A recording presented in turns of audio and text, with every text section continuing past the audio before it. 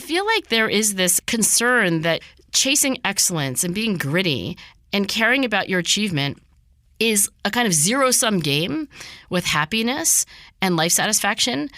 The data don't suggest that. My experience doesn't suggest that. The stories that people tell me of their own life, and again, I'm not saying that everybody's happy, but there's so many people that exemplify a life of dedication and hard work and of happiness and humor and friends and family that I think we should tell young people, look, don't assume that's not possible. It's 100% possible. Hi, I'm Jubin, operating partner at Kleiner Perkins, and I'm excited that you're tuning into Grit. The goal of this is not for it to be a highlight reel of how successful my guests are, rather a candid exploration of how hard it is, both personally and professionally, to create, build, and scale world-class organizations. If you're a fan of the show, please subscribe, leave a review, and make sure to follow us on LinkedIn or Twitter. Thanks. Are you more comfortable on my side of the interviewee? Well, let's see. Yes, I am. Usually I'm being interviewed, so you're driving the conversation. Usually I'm in the passenger seat. Yeah. And then the podcast that I usually record here is supposed to be like 50-50, like a more of a kind of a, we're both just conversing. So I will say that I don't have a lot of experience preparing to interview another human that I don't know very well. Yeah. That makes sense. Yeah. Can I give you an observation of something that struck me? Yeah, totally. And you reminded me of it again when you sat down. Do you have a weird thing with time? Which way? Tell me more. So one thing that immediately caught my attention was we got introduced through Luis from Duolingo, and I sent you an email Friday afternoon, I think, from his introduction. Friday afternoon. You sent me an email back Sunday. So not even before the weekend had ended. And in your email, you apologized for the delay. Oh. And I immediately took notice of that. And I thought, that's actually really nice. And I appreciate that, but also kind of unnecessary. You're like, wait, why are you apologizing at Sunday? And then you walked in and you were basically on time, 3 minutes late. And you're like, made mention of the definitely. time. I have a thing with time. So whether it's a weird thing or not. So one is if it starts at 5:30, I should be here at 5:30. And I was walking from Wharton and our meeting went over. And then I was like, do I have his phone number? And I was like, I don't think so. So anyway, then I was like, well, it'll take me more time to look for his phone number because that'll delay my pace. So anyway, I do have a thing about being punctual, which isn't to say that I am always punctual, but I think it's good to be punctual because it's respectful. And then in terms of email, I think I have a kind of if I don't answer within 24 hours, I think it's late. But I actually don't know that that's a good thing. I highly recommend my don't be late for anything, always be early. But I'm not sure answering emails in the first 24 hours is a good rule. I just try to. How many emails do you think you get in a given day? I think I get 150. That's actually less bad than I would think. It's not so bad. That seems reasonable. I'm sure Brene Brown has 1,000 emails a day or something. This idea of time, have you always been this way? Have you been this way since a kid? No, but I don't think I was a tardy person by disposition. But if you ask me, on the last day of the class, I just finished teaching at Wharton, and I teach a course called Leading with Grit, and I teach a course called Grit Lab, and they're pretty much the same course, but one is for the MBA students, and I consider them already gritty performers who have to lead other people now and bring out their grit. And then the undergraduates are between 18 and 21, so they are developing as performers, and they're not yet leaders. And on the very last day of class, I try to actually give some actionable advice, and they ask me questions that are very practical. And I remember one student asking me, whatever the question was, the answer was, okay, let me give you one extremely specific tip. Be early. I think there were some other things that went along with that, but the be early part was, Olympic athletes. I remember reading this story of a multiple gold medalist female swimmer, and the article itself was quite dated, and so the swimmer must have been not in our generation. Maybe she was her generation's Katie Ledecky, and she had this memory of the day that she realized that it's time to come to practice early. Not on time, to come early, and not just once, but every practice. And it was a seriousness of purpose. It was no, we're doing this. And that also, probably led to more seriousness. It's like, well, this is a sign of my seriousness, but maybe this is almost a catalyst to being more serious. And I think being on time is a habit that it shows respect to other people, but there is a kind of like, no, are we doing this or are we not doing this? We're going to do it, then like show up early. And I said to the student who asked me the question, I was like, you know who shows up 2 to 5 minutes early for every Zoom call I have ever been on with him? Danny Kahneman. If Danny Kahneman, who's like... The GOAT in your world. The GOAT, right. Greatest of all time. I think he's the greatest living psychologist, not only of his generation, of my generation. He's the greatest living psychologist. You know, Danny Kahneman, entering his 10th decade of life, is coming 2 to 5 minutes early to a Zoom call, happy to wait in the waiting room for the young buck who's supposed to like start. I was like, how many minutes do you think you should come before the call starts? And then I told them a story of a college senior that I had recently had one of those like advice giving conversations with. And it was supposed to start at 6 p.m. I came 2 minutes early. She came exactly at 6 p.m. So she was not late, but she was not coming at the time that I would recommend. And I don't remember if I told her. I was like, oh, I don't want to scare the hell out of this young woman. But at some subsequent conversation, I'm going to give her the extremely actionable, simple advice of show up 2 minutes early. Why not? In the commentary on the young buck and Danny Kahneman thing, are you the young buck in that equation? I think everyone is a young buck compared to Danny at this point, as he would put it, because I can't exactly remember how old he is, but I'm guessing around 90. So there are only a few people who are older than him. But yeah, I'm the young buck. Is it weird the way that you think of Danny, so many think of you? Has it just become... I don't think anybody thinks I'm the GOAT. I think a lot of people really, really look up to you and admire you. Do you not think that? I am probably like viscerally uncomfortable with the idea that anybody would look up to me like the rest of us look up to Danny Kahneman or like fill in the blank GOAT. That's probably how I was raised also. By the way, in my class, I also said to them, anything that's hard to do, for me, it's like taking compliments, for example. You need to practice it in advance. So I practiced in front of them. I was like, look, give me a compliment. And I said, you start with saying, it was effective when, Dr. Duckworth. And then students went around, they raised their hands and like, oh, it was effective when. It was effective when you use examples in class that are really relevant to us. I was like, okay, great. Thank you. What I hear you saying is that you think I'm the GOAT for some segment of psychology like Jubin. That makes me feel a little uncomfortable, but it's so flattering. Thank you. But let me ask you this. Do you think anybody who's at the top of their profession would ever acknowledge that they are at the top of their profession?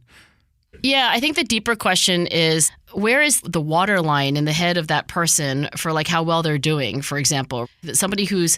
Maybe take a step further. Yeah. Maybe that the reason they are where they are in their profession is because their cognitive dissonance from the outside world to how they see themselves is the tickle that burns their fire in a way that if they maybe were acknowledging of their kind of like self-actualized self in the world. That's a simple question that I think has two answers. So if the question is some form of, do you think perhaps what makes great people great is the mindset that you're never great enough, that they would never say like, oh, I must be at the top of the mountain. I don't see anybody else up here. I've gotten to some kind of apex. Maybe what makes them great is that they don't say that they're always comparing themselves to a higher standard, that they would never think of themselves as the GOAT, because to be the GOAT would mean that there's nowhere farther to go, maybe. I think that's a simple question that has two answers. And the reason I think it has two answers is that one answer is, yes, I think you're right, that there's something, I can't even count the number of world expert volleyball player, chef, behavioral scientist, economist, tech entrepreneur, like in their ecosystem, you could very defensively argue they're the GOAT. And I can't count the number of those champions who just never think about that. And they're always, it's almost cliche, like, oh, I'm my hardest critic. Are they their hardest critic? Like, oh, yes. I'll give you one specific example and then I'll give you the other answer. And I think that's why this simple question has some complexity. So there is a teacher that I think is among the greatest of all time. His name is Mr. Yam. His students call him Yam for short. And for a long time, he's now principal. He's in the LA Unified School District. And for a long time, he was teaching math in these public schools. I believe it was East LA, although I'm not an expert on LA geography. And he had, very diverse student population. Many of his students were the kids of migrant farm workers. Definitely not an affluent school. And anybody who sends their kids to the LA Unified School District public schools is probably not actually in the most affluent stratum of society. So Mr. Yam taught math with considerable passion. For example, when everybody else goes shopping on Black Friday, his students are like practicing math with him because that's one more day to prepare for the AP calculus exam. I don't know, Jubin, if you're old enough to remember like Jaime Escalante, but Stand and Deliver, it's a true life story of this teacher who was like, I'm going to get these kids who don't look like they're the kinds of kids who are going to get a 5 out of 5 on the AP calculus exam. I'm going to get these kids to get a 5 out of 5 on the AP calculus exam. Mr. Yam is exactly that kind of teacher. He, for example, would have regularly, like all of his students get 5s on the AP calculus exam, or, some years like, oh, well, that kid got a 4, but they started off as a 1, right? So fantastic teacher, so dedicated that I think when he would pull into the parking lot, he never had a problem getting a parking space. The way to do that is just be the very first human being to arrive at the school and never had to wait getting out because he would be like among the last to leave. So very much show up early, leave late. And the reason I found out about him is because I was reading a story in the Los Angeles Times about this teacher who not only had his kids get a 5, getting a 5 is a big deal. That's like full credit. That's college level performance while you're still in high school. But every year there's only a small number, maybe I'm going to say a dozen kids who literally get a perfect score. In other words, there are no errors on the exam whatsoever. And around the world, maybe say there's a dozen. I could be wrong, but I think order of magnitude, that's about right. And Mr. Yam was in the paper because his student, Cedric Argueta, if I remember the name correctly, was one of those 12 kids. And so there's this little story and there's this picture. I remember the picture. It was like Mr. Yam laughing and Cedric maybe making a joke. They were both laughing. And I remember, I don't know, did I send a telegram? Did I send a letter? I was like, I want to talk to that teacher. I was like, I want to find out where the teacher is and I want to interview them and I want to interview his student. As I got to know Yam better, which I did, and I'm now friends with him, but at first I was just a student of trying to understand like what makes this person one of the greatest teachers of all time. I was struck by many things, like his fastidious preparedness. Like he had these notes on like every student. I mean, he had these systems he had developed. He was basically preparing his students the way an Olympic coach prepares their athletes. But the reason I bring up this question of like, is he the sort of person who after any performance, and it doesn't matter how good it was, will think about what went wrong and not what went right? I would say yes, and here's the example. So I asked Yam and Cedric if they'll come out to a teacher conference over the summer called Educator Summit. They both say yes. They fly out from LA, and they're being interviewed on stage by, I think it was the head of the college board at the time, and still, like, it was being interviewed by David Coleman. And, they were their charming selves, and David asked them questions, and Yam said what he wanted to say about his perspective on teaching, and Cedric said what he was up to. I think he ended up going to Stanford undergrad, and now I believe Cedric is getting his PhD in, I think, mathematics or engineering at Princeton, so it's a happy ending. But if you go back to that moment in time, what happens after they get off the stage? What happens after I thank them for coming out and being just rock stars? There's a celebratory dinner. Like, that's what's supposed to happen, right? But Yam wants to go back to his hotel room and replay minute by minute everything that had happened on stage as he was just in conversation, being interviewed, and think about what he should have done differently. So yeah, I think that the first answer is maybe there is something about always moving the finish line for yourself, always asking yourself to get to a level that you're not yet at, that is the simple answer to the question. Like, maybe champions never feel like they're the GOAT. But my second answer to the question, Jubin, is that, at some level, I think there is a recognition that you have achieved something. So here's another story. There's a chef I've studied and now have become, more friends with, but his name is Marc Vetri. And, James Beard nominations, one of the most famous chefs in Philadelphia, widely known among all the other chefs. That's one way to know that you're talking to a GOAT, is like the other people think that person is world class. And I was taking this cooking class, actually. This is early in our acquaintance, and my husband thought it would be a fun thing to splurge and get me one of those, the chef teaches 8 people how to cook. So I'm there, and we're all like, on our little stools, and I'm sitting next to Jason, but there are, I guess, 6 other people. And, I don't know, we're making pasta. It's all Italian food. And I remember pesto was the next thing that we were making. And we're about 5 minutes into the pesto lesson, and this woman raises her hand, and she says, "So we're making pesto?" And Marc says, "That's right." And she says, "I think I know how to make pesto, right? Like, I think I can pretty much buy it at Whole Foods, right? Some version of that."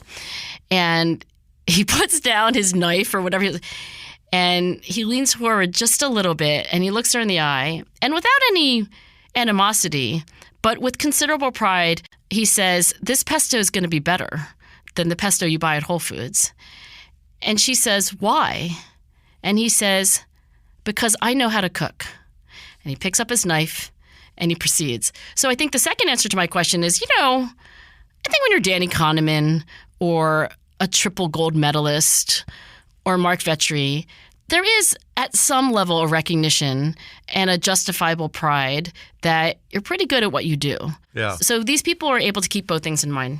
It reminds me of Devil Wears Prada is my favorite movie. I talk about it. I talk about it way too much on this show. Now I love you 20% more. I talk about this way too much. And number one, I had a Devil Wears Prada flashback to when Meryl Streep is like, "Do you think this is just clothes?" And then she goes into talking about the sequence of like where the clothes is made and all these things. Do you remember that scene? That's the scene. When Anne Hathaway kind of giggles at the idea of her telling her that the jacket doesn't match the necklace, doesn't match the pants? Okay, I see. You think this has nothing to do with you. You go to your closet and you select, I don't know, that lumpy blue sweater, for instance, because you're trying to tell the world that you take yourself too seriously to care about what you put on your back. But what you don't know is that that sweater is not just blue. It's not turquoise. It's not lapis. It's actually cerulean. And you're also blithely unaware of the fact that in 2002, Oscar de la Renta did a collection of cerulean gowns. And then I think it was Yves Saint Laurent, wasn't it, who showed cerulean military jackets? I think we need a jacket here.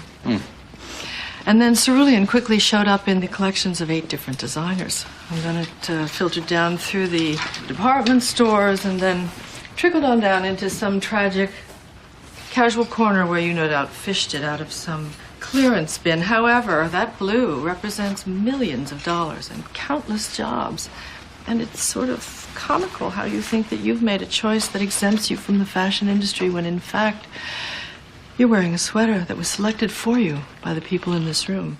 Anyway. No, that's exactly that scene, and I think it's why I will never get bored of studying experts. I love these people who see these nuances that, the rest of us are deaf and blind to, right? Because we don't have their expertise.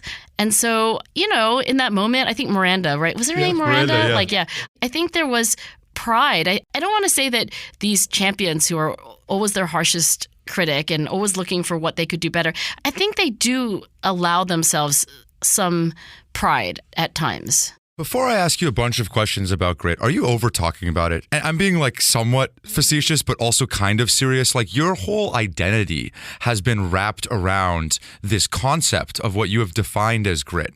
In some ways from maybe the outside world in. That's how people know you, okay? And again, maybe this is all wrong. Maybe you disagree with this, but are you over people constantly asking you about this concept? Do you want to just talk about something else?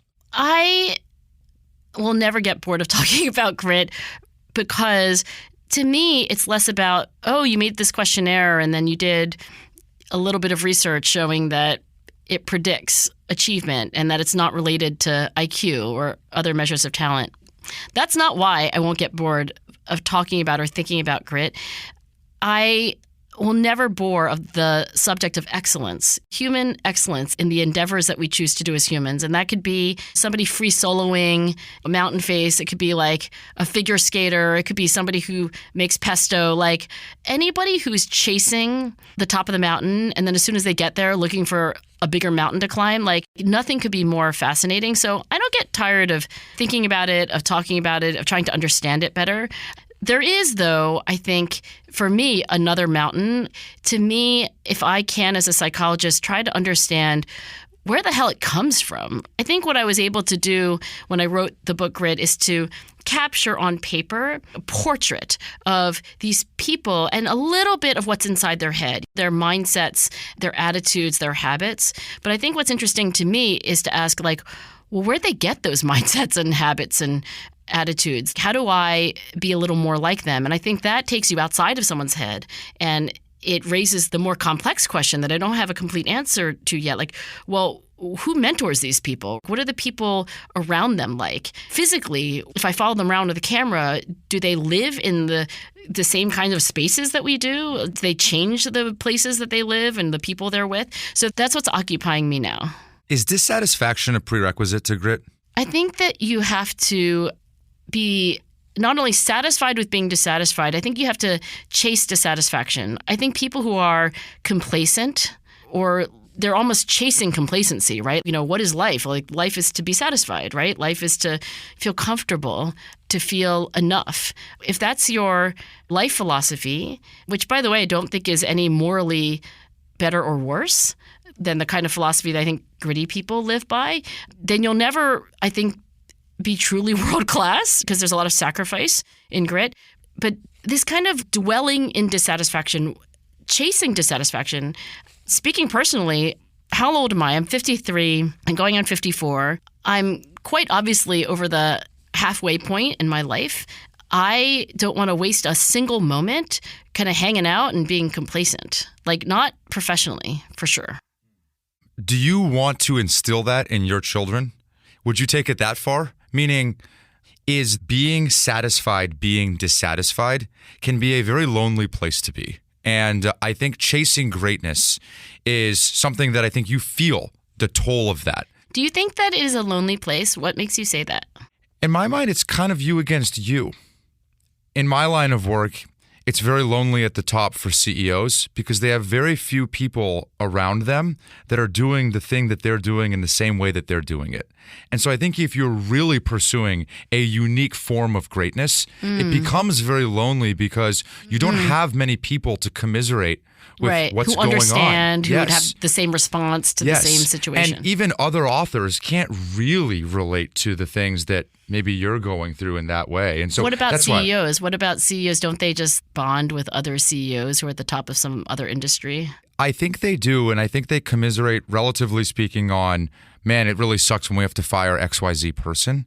But when push comes to shove, each of these journeys is so unique. Each business has its own jagged edges that look very dissimilar from others. Meaning, if Alex Honnold climbs one mountain and another climber climbs the second tallest peak, and neither of them have climbed the other peak, they can talk about how difficult it was, but they can't really get in that person's head when they're at one jagged edge and the specific move that they had to do.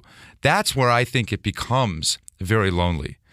I am trying to think about what my own experience is, because it's what psychologists do, by the way. We run statistics and we collect data, but I think psychologists are psychologists because they first ask, what's my experience? And they try to figure things out from that. So I'm trying to do that. And I'm also trying to think about your question about, would I want my daughters to live a life of constantly pursuing some kind of excellence that they'll never really be satisfied with.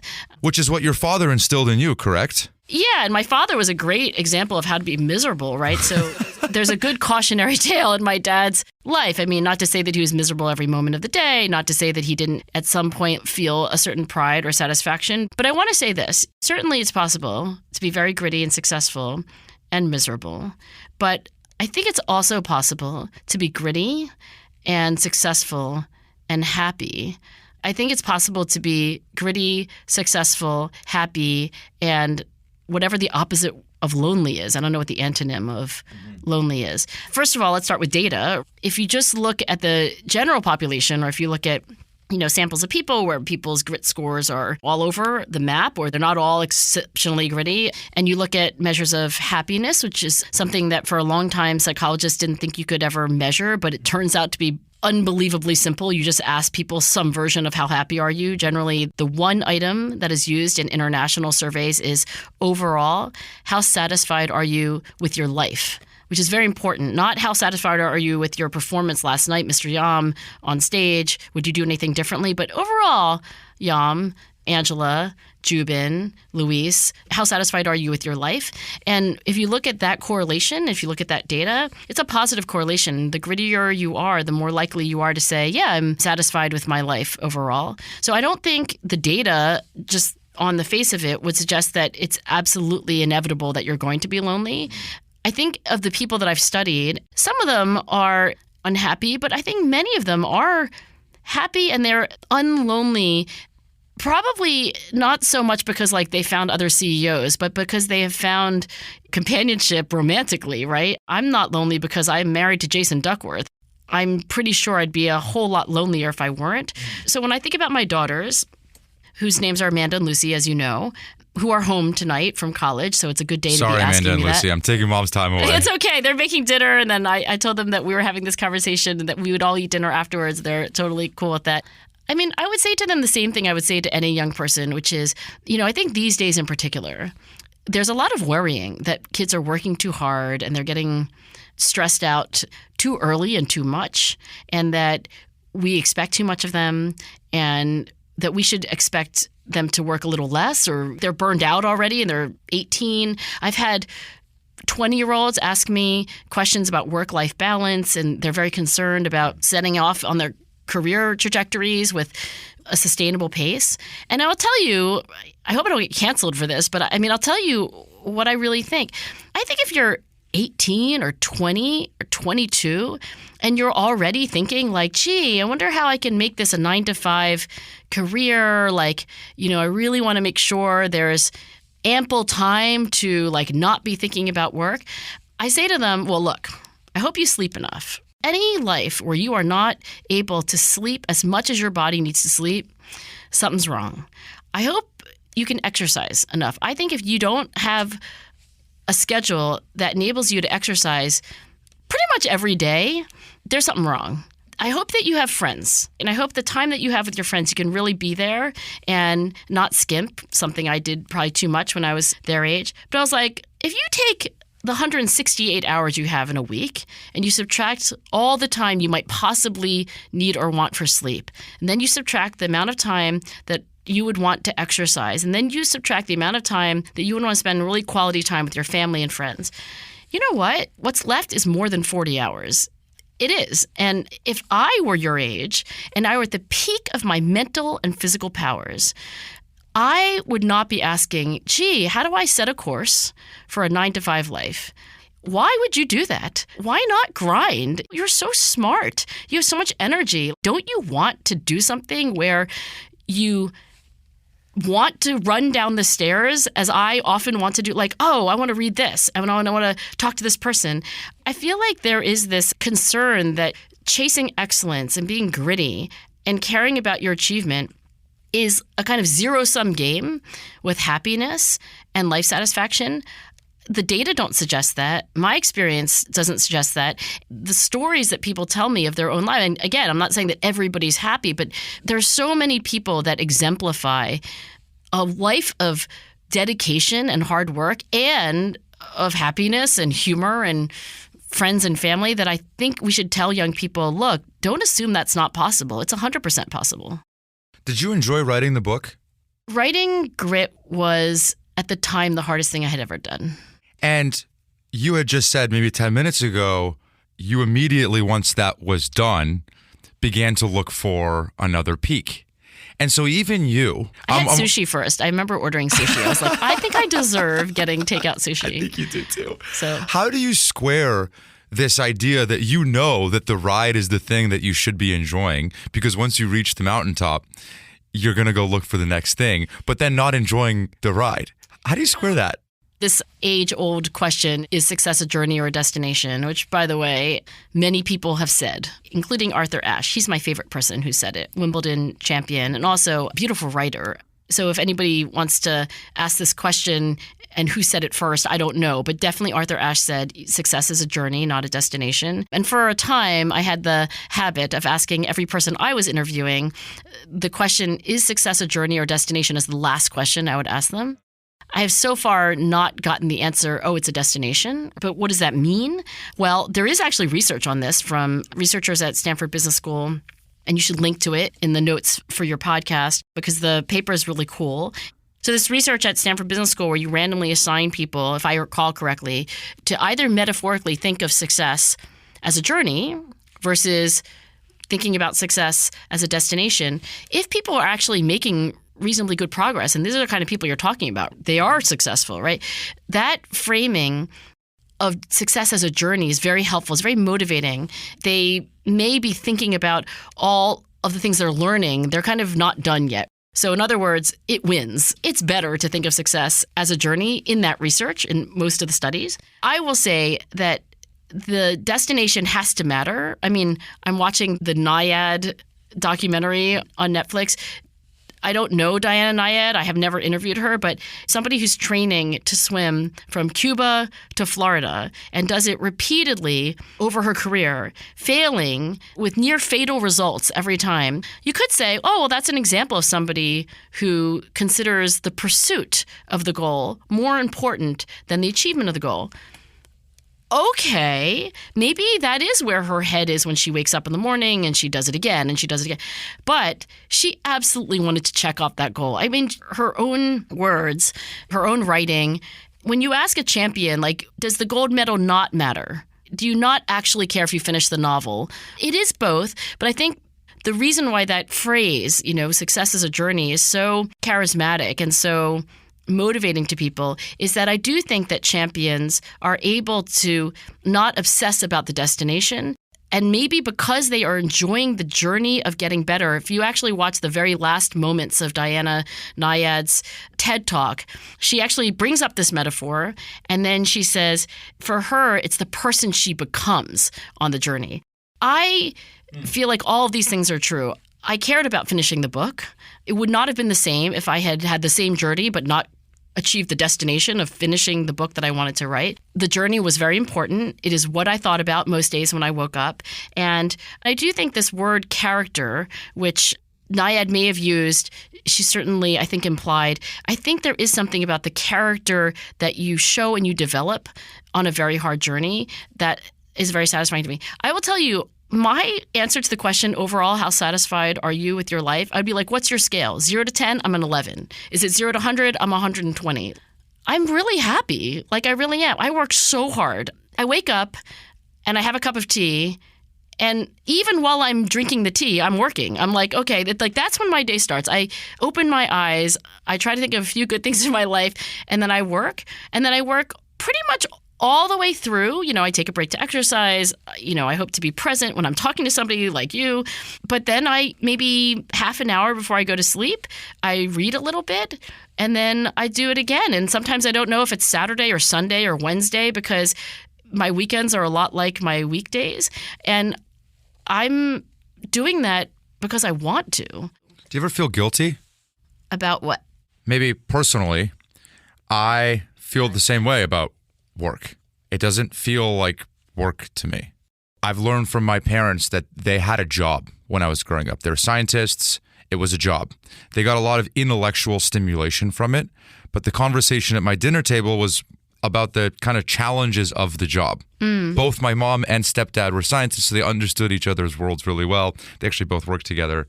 And so for me, I think maybe in my subconscious, it was developed that I never want this feeling at my dinner table of talking about the trials and tribulations of a given day. So when you say job, you mean they didn't talk about it like a calling, or they didn't talk about it like a joyful pursuit? That's right. They were excited to retire. They did this as a means to an end. Oh, right. Yes. And yeah. I think it's hard because they're first-generation immigrants, so this was their way out. Right. And now I have the privilege of finding the job that I want, right? Sometimes I feel guilty about working all the time because it's my version of fun. It would be like if I loved basketball. Yeah. And I'm always playing basketball. Yeah. And that comes at a cost. At a cost. So who would be bearing the cost in your life? It could be anyone from, honestly, I'll start with some people at work. I think a lot of people that fly close to my son bear that cost because the reality is they have other commitments. and they probably don't like getting pinged by me on things that I'm excited by or thinking about it. All of these random hours, I'm 100% exhausting. So that's probably one cohort. There's probably kind of the next concentric circle, which is my loved ones, my partner, my family, my friends, etc. And you can kind of keep building out from there. They suffer not because you're sending them emails at times with like, oh my gosh, another email from Jubin. Because I'm trading their time for mine. So then it's a conflict of time and attention. Yes. Right? And then maybe I'll take it kind of to the logical extreme, which is also this idea of I like the idea of being present when I'm with all of these different people. But because I'm so consumed at times by ideas of things that I want to do in the kind of professional realm, I'm not. I'm completely somewhere else. And I'm not good at faking it, and I'm not good at hiding it. And my eyes are everywhere. And so anyway, that's what I mean. So that's what you mean by guilty. And I think that's a really good example for me to then see whether I feel the same way. Well, can I buy you time for a second and give you the other example in my world? Yeah, go. Which is entrepreneurs and people building companies. That's the most extreme version of hard work that is all consuming, that is against all 24/7, including when you're sleeping, right? And most of it doesn't actually feel fun in many ways. It's glass chewing. And so I think they feel this to the most extreme of the compromise that they're making because of this higher calling of their perceived potential that they need to go fulfill. I should know this, but I'm not 100% sure. I'm 95% sure that the root word of passion is sacrifice. It's either sacrifice or suffering, and I'm always confusing the two, but you get the vibe. So there's got to be a cost. I mean, if you're going to do this all the time, what are you not doing? So I think this is an excellent question to introspect on a little bit and to maybe share the observations of people that I study. Can you start with you? When I look at my routine, I probably work, I think 70 hours a week to me is like a nice pace. 70 hours to me is like when you're jogging and you can still have a conversation, because that's like 12 hours a day. And then it's 5 hours on Saturday and 5 hours on Sunday. And wow, 5 hours on Saturday. Like, oh my gosh, you can do so many other things. You can go to the farmer's market. You can take a walk with your friend Barb. Play golf. Dinner. Play golf. Yes, I haven't picked up golf, but I can do a lot of things that I want to do. Ditto for Sunday. Like, oh my gosh, 12 hours a day on the weekdays, 5 hours. You could do a staycation with your husband. I would be like, wow, that is jogging at a comfortable speaking pace. This week, am I working? No, I'm working more than that, right? And I'm like, don't really want to do this. And so sometimes I feel like, oh, well, somebody else said, hey, 70 hours a week, they'd probably be like, oh my gosh, that's so much. So I think that there's some Angela who's like, oh, I think I must work really hard, and there must be a lot of sacrifice.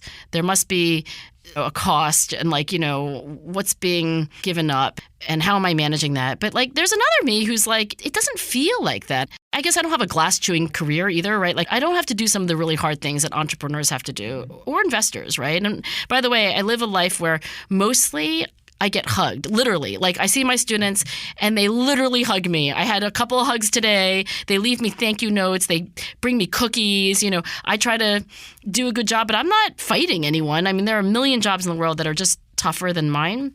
But I do work 70 hours a week, and I don't feel guilt about not learning the guitar or not being up to date on pop culture. I'm also, by the way, Jubin, deeply and maybe dangerously ignorant of current events and also history. So I know what I know, but I actually don't know most things. But I don't feel guilty about that. I don't care, honestly. I'm like, somebody else can be an expert on the Middle East. I'm not going to contribute anything there. I don't know anything about the mind-body problem. I'm not very good at mechanics and physics. But I don't feel any guilt about what I'm giving up, what I am sacrificing within my own 168-hour apportionment of hours per week. I do think there could be a reasonable amount of sacrifice on the part of other people, like you said. So what about the people I work with? Am I exhausting them? What about my husband? Am I spending enough time with him? What about my 2 daughters? What about my mother-in-law? What about my mom? So there, if I do a reckoning, and I don't know if anybody can do this without bias, I will say that I'm sure there were times where it was selfish to do what I was doing, either working on the book or working on something else. I'm sure there were times where I wasn't present.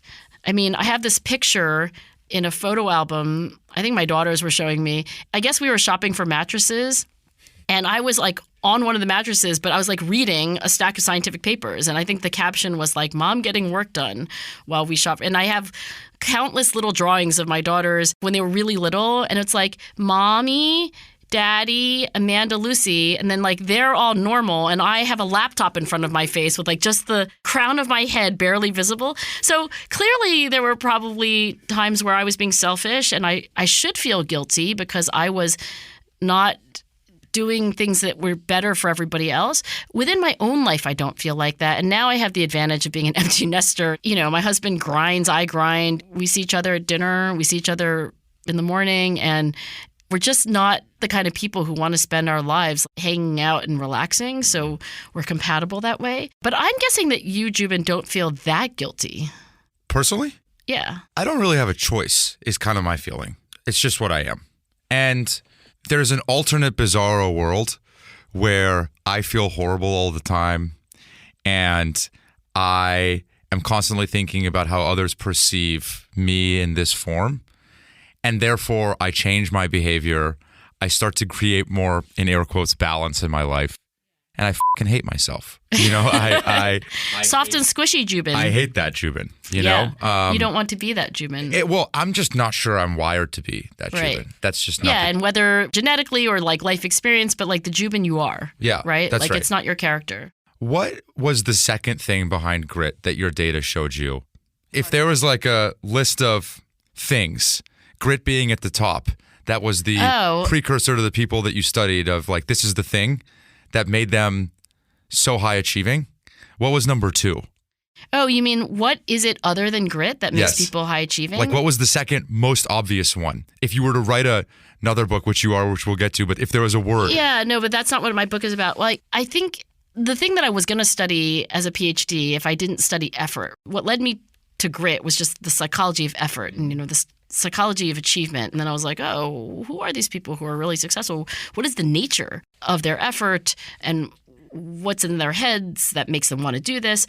That led me to grit. But the other thing I could have easily have studied was charisma. When people say like, wow, Oprah Winfrey, Barack Obama, you know it when you see it. People, they're like sunspots. People are really attracted to them. I don't actually think charisma is a common denominator of high achievers because you don't have to be charismatic to be a chess player or even an artist. I pause there because like in the economy for attention that we all live in now, you kind of do have to have a little charisma even to be an artist. But I don't think charisma is a common denominator in that there are pursuits that don't require charisma. But I think in the kind of work that you do, and you tell me if I'm wrong, I haven't met a successful founder who's not a fantastic storyteller. If they're not at the beginning, they learn to be because you cannot motivate people without being a world-class storyteller, and you also can't get anybody else to invest in you or to follow you from the outside. So charisma, I think, would have been a fun thing to study, but I chose not to. Can I tell you an observation? Just you square it up for me. Yeah. I'm 165 episodes in to this podcast. And the question that I get all the time is, what are the common denominators? And these are, in my mind, the most high achieving business people in Silicon Valley. And by objective standards, they are too, which is the way, as a scientist, I'd be like, now we're talking, right? Yeah. This isn't just one person's opinion. No, that's right. And I think grit was the most obvious. Name of the show, courtesy of your book. Thank you. But that was the most obvious thing to me as well. Before I even started the podcast, when I would look at these founders, it was their ability to overcome hardship more consistently than anybody else. That was the precursor to me if they would win. Interesting. Just to double click on that, when so many other people would be like, okay, I'm done. Yeah, that's right. And then, not to go too far down the rabbit hole, but then a lot of people ask me about, well, what is it about? I like this rabbit hole. What is it about grit, Jubin? Is it literally gritting your teeth? Maybe the misconception in my mind of this word is that the operative part of this is doing the hard thing. Yeah. And I actually think the operative part is loving it. In your equation of passion plus perseverance, where most people's mind goes is the perseverance. Right. Where my mind goes is the passion. Do you agree with that? I do. And it sounds like we're contradicting ourselves. Like, wait, he was talking about chewing glass. And like, now he's talking about loving this. Is it sacrifice? Is it not sacrifice? Like, it all makes sense to me. Mm-hmm. And so those that are willing to overcome hardship more that have the ability to do so are generally off the Richter scale on the passion part. I remember some NFL team, I'm not really actually into sports, so I can't remember which one, but they were facing this draft choice, and at least by their estimates, I mean, I wasn't as intimately involved to like how they get, but basically, like, who do we take? This player is high in perseverance, but not as high in passion. The other player is the opposite. So which matters more? And I said, well, that's a hard choice, but if it were up to me, I would choose the guy who's high in passion. We could teach them the resilient skills. We could teach them a growth mindset. We could teach them to, but like, you have to begin with loving what you do. Mm-hmm. So I believe that, and by the way, I don't have a lot of data behind this, but I do have a strong intuition. That's the foundational element. And most people will actually emerge as shockingly resilient people once they do love something. And it's almost impossible to be that hardworking and that consistent and that resilient about something that you don't deeply love. That's exactly right. And I think the unique challenge with company building is that in startups, they're growing exponentially, meaning you'll go from 0 to 2 million to 8 million to 16 million to 50 million. And for someone to grow at that exponential pace, we're growing linearly. And so there is a clear mismatch on how do you keep pace with something that's growing so fast. And it seems to me that what closes that gap is grit. But specifically, what closes that gap, in my observation, again, this is anecdotal, not data-driven, is those that care so much that they're learning at a pace that allows them to close that gap. I wonder, Jubin, if you have the same experience I've had where there's a very gritty individual, and I'm thinking about someone in particular, but I'm not going to say who. And wow, they have so many deficits. Like, they don't know how to do this. They don't know how to do that. People don't like this about them. People don't know like that. And you're like, God, they're frustrating, honestly. And then what happens? Well, they are so goddamn gritty that they learn X, they learn Y, they learn Z, they remediate A, they figure out, and like, guess what? This person, who I will not name, is as successful as you can imagine, and it is grit. I mean, this is why I'm sure people will disagree with me, but I agree with you. I'm like, you know what? You can find somebody who is 10 out of 10 on grit. Oh my gosh. Run, don't walk. To like hire them and fund them. That person will prevail. Mm-hmm. And by the way, the thing that I wanted you to square with me is I have only found one other common denominator, and I'm desperate for more. Trust me. Oh my gosh, now you've got me like on the edge of my seat. Because I would love nothing more than the idea to sound so smart, to come back to my firm and to all of my other guests. With the secret? And with all of these things. The formula. The magic right. potion. You're like, what else goes in the recipe? Achievement. And it's so innocuous. It is a strong partner at home. That is the only other thing. And the weird thing is, similar to how grit surprised me, where I thought of grit as perseverance, not passion. Yeah. This surprised me too, because growing up, my idea of successful people was that the cost of success was, in most cases, their partner at home. Right, and you use the word lonely, right? Yes. And you paint it as a portrait of a person on a background where there's like nothing, maybe a mountain, but not another person, right? Mm-hmm. Now we have a portrait and there's like two people in the portrait, right? You have the gritty person and their partner. Can you tell me more about, when you say a strong partner at home, I assume you mean their spouse or the equivalent, not necessarily a brother or a sister, or am I wrong? So I do reference calls on almost every guest. Maybe not you, because I was kind of squeaking by for your time anyway, so I didn't want to take up more of it. But for pretty much every guest, I do reference calls. I talk to their family. I talk to their husband or their wife. I do interviews of people close to them in their life to study why are they this way, because I want a composite of who I'm walking into before I get into that room. In most cases, they haven't written a book, so at least I have a little bit of a head start with you. And many times, the reference call is their partner at home. And what I mean by partner is, in almost every case, they give me that person as a reference. I don't ask for it. They give me that person. And in almost every case, they've been together for so long and they're like hopelessly in love with each other. And that is so surprising to me. It is so surprising to me. I love this observation. Like, do you have a theory, and I'm sure you've thought about it long and hard, about why that is the case? Let's assume it's true. Let's assume that another common denominator of people who are very successful founders or achievers is that they have a strong partner at home. Let's assume that's the case. Then the question would be, why would that be? Like, is it causal? Is it just a symptom of something else? I have hunches. I'll just throw them out, and then maybe you spitball back to me what you think. Be great. I think it's a few things. One, I think it's so daunting, this idea of taking on a hill like a startup or trying to be the greatest athlete or whatever, that it is irrational. It is quite literally irrational.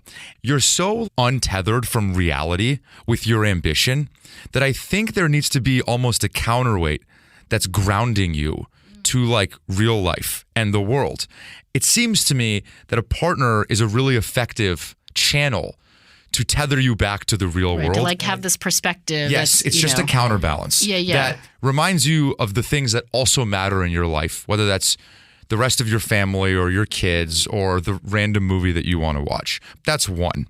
So maybe that's like kind of idea number one. I think idea number two is that in many cases, these partners are attracted to the grit of this person when they met.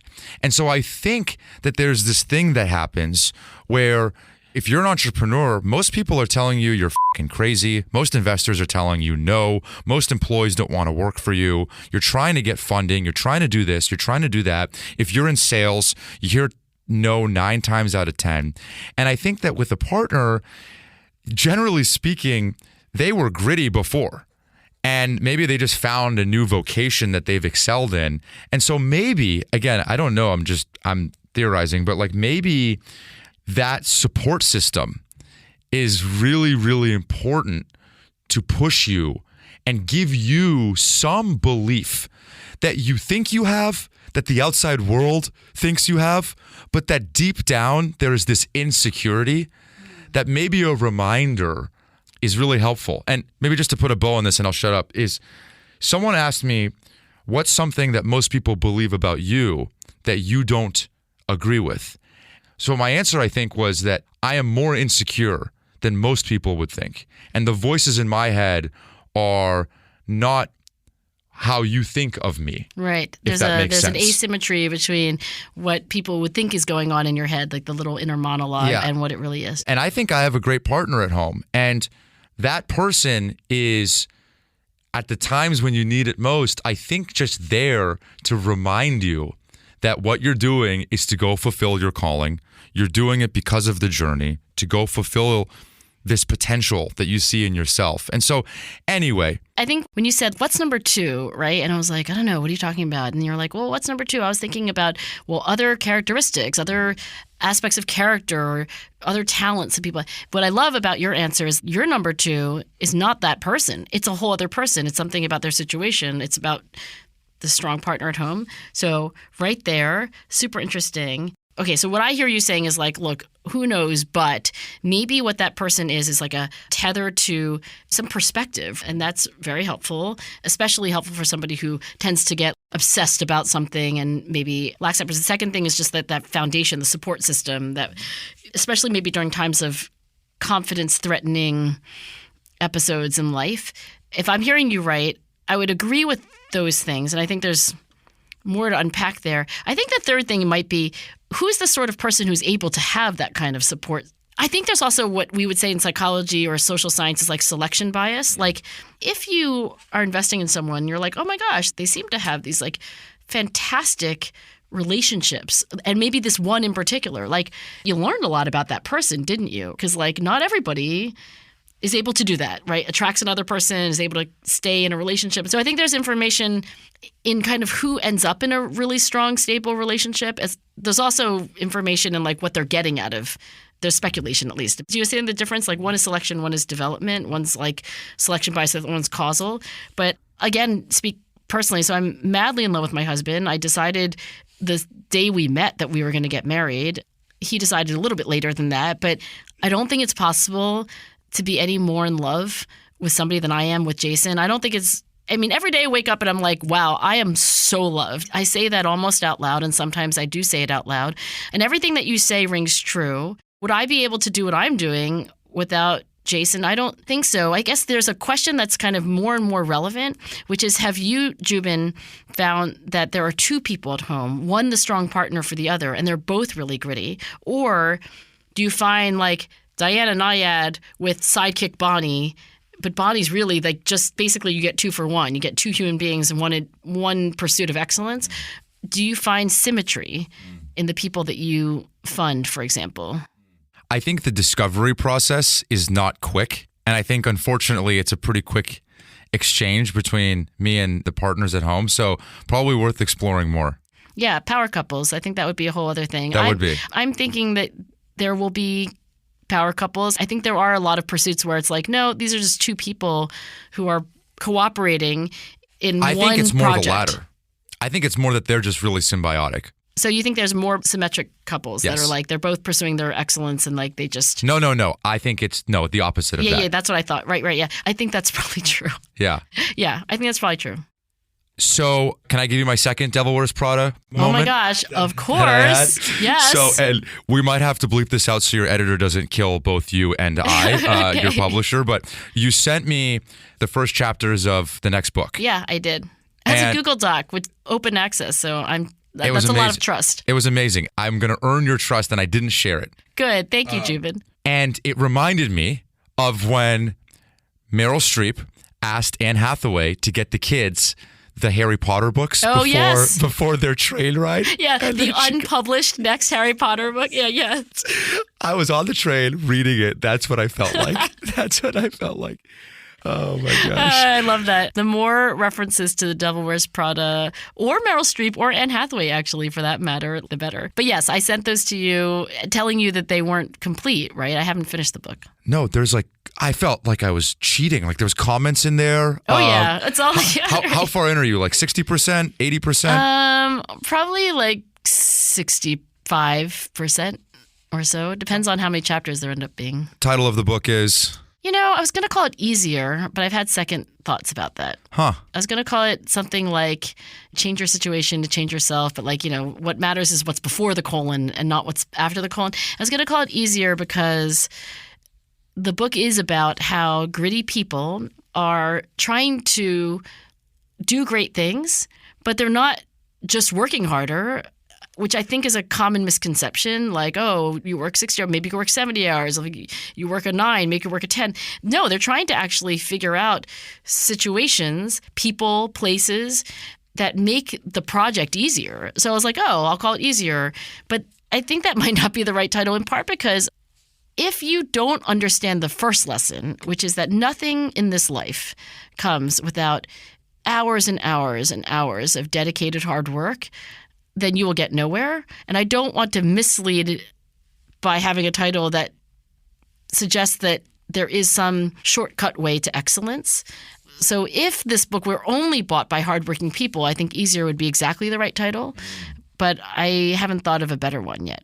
It reminded me a little bit of, in my world, what some investors will say, actually the greatest investors would say, is market matters more than anything. Pick the right market. Yes. And the reason that they say that is because if the pie is growing so quickly, then all boats will rise with that tide.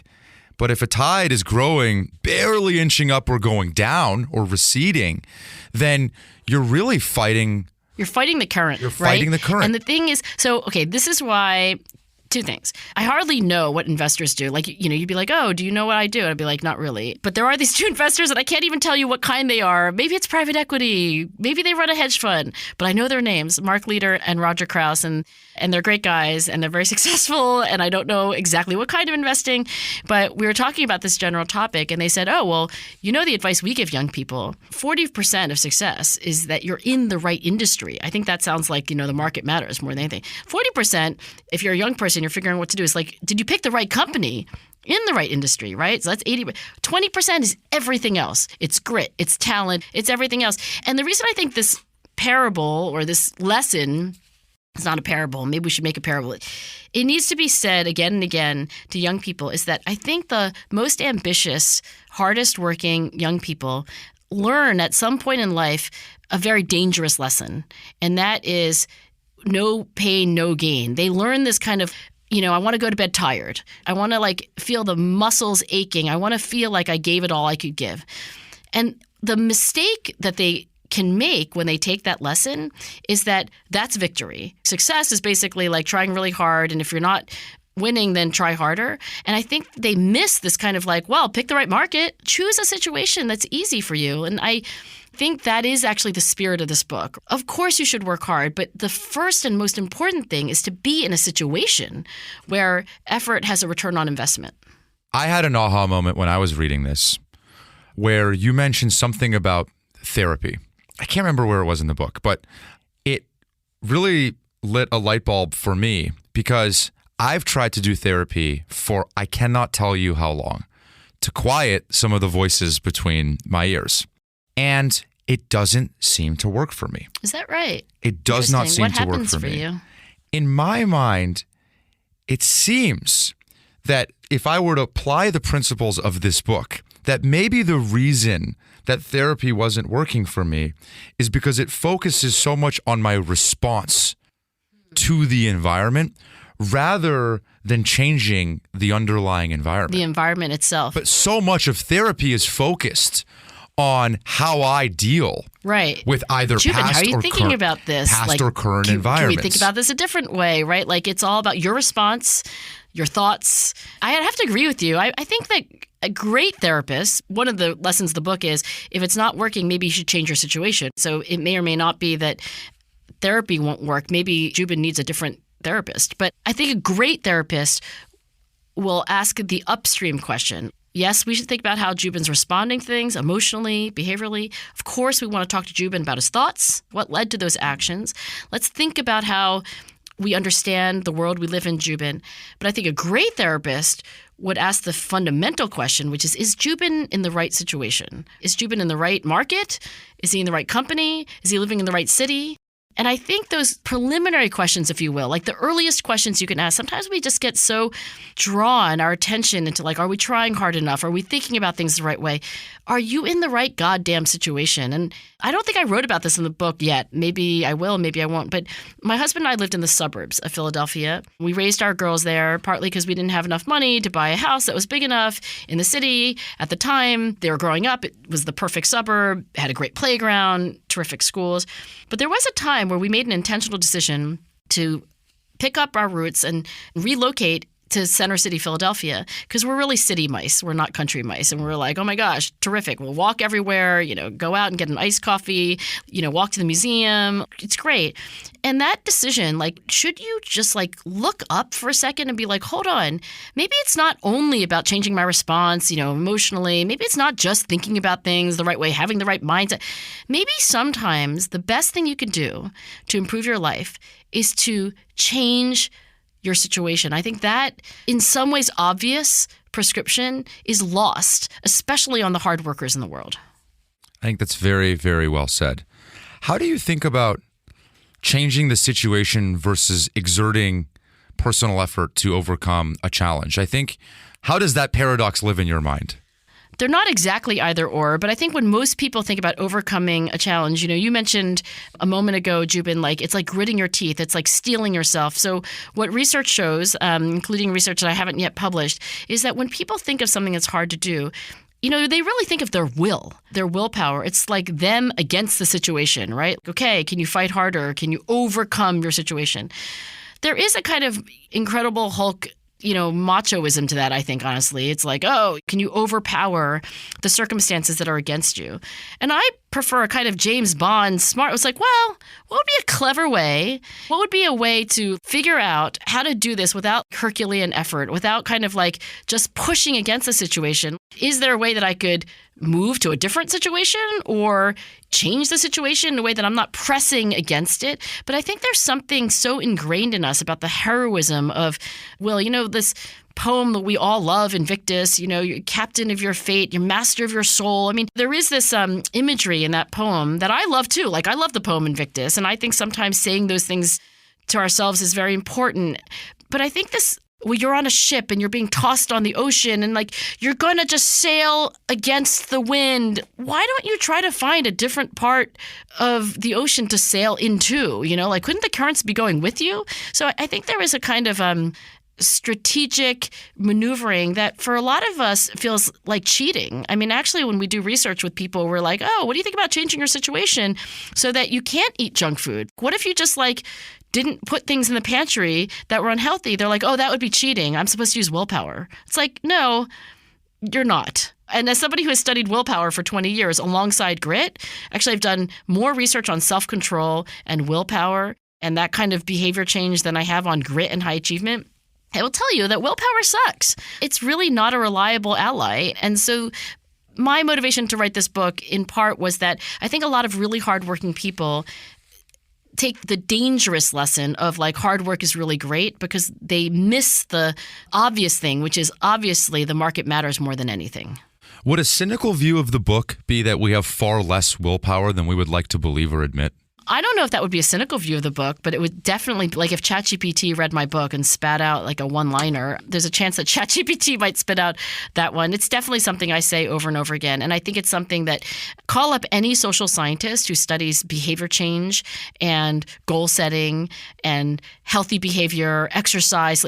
Ask them how they feel about willpower. I challenge you to find a single one who thinks, oh yeah, willpower, that's what people should use. How many decisions in your day, speaking of ChatGPT, which actually I want to put this in there at some point and say what are the things that it's going to highlight?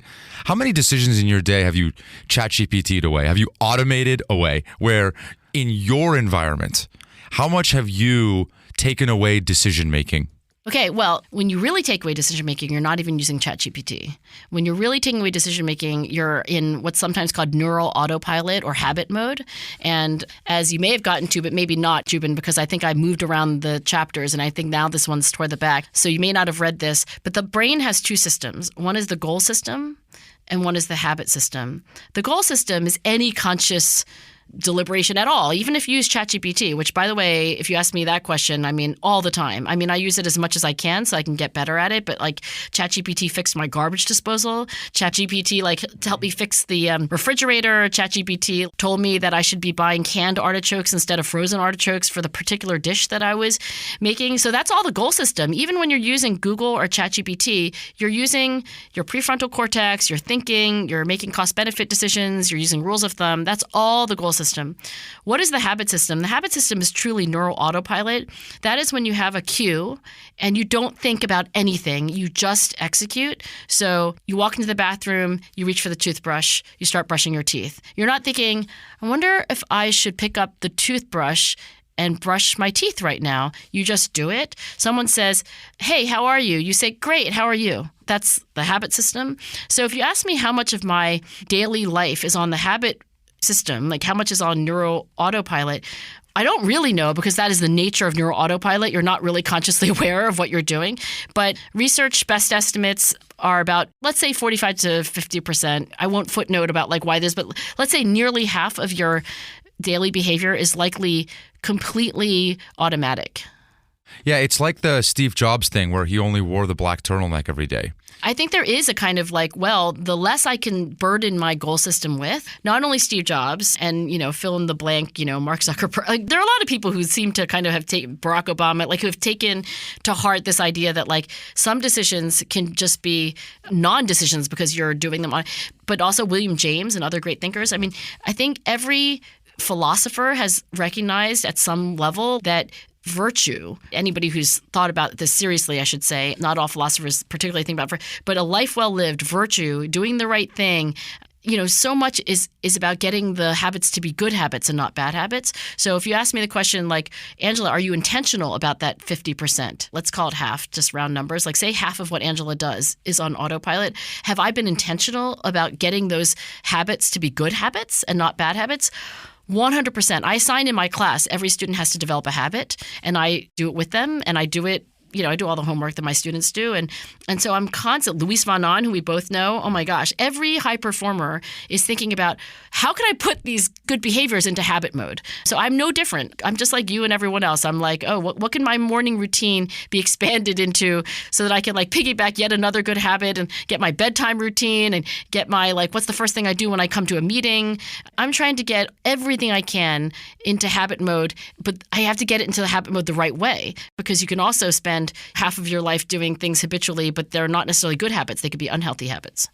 I cannot wait to read this book when it's out. I cannot wait to have it. When do you think? Do you have an idea? Is that a curse of an author to say when? My editor would really like this book to be done by August 2024, and I have the ambition to write it before then, but it's what I'll be working on in the next few months. Thank you for doing this. Juven, it's been so much fun. I love talking to you about grit, and I love your insights, actually. I think I learned at least as much about grit and success as you may have gleaned from me. I end all of these the same way, which is when you hear the word grit, what do you think of?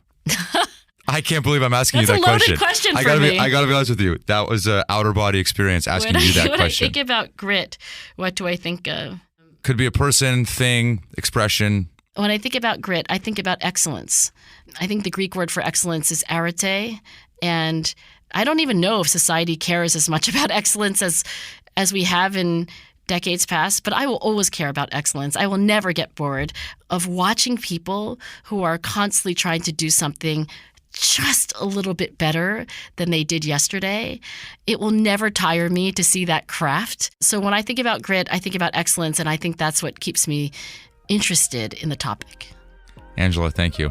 Thank you, Juven. That's it. Thanks for tuning in. Feel free to come back every Monday morning to listen to a new guest, or go back into the archives when we've done more than 100 episodes. This podcast is a Kleiner Perkins production, and the episode was edited by Eric Johnson from Lightning Pod. Thank you all.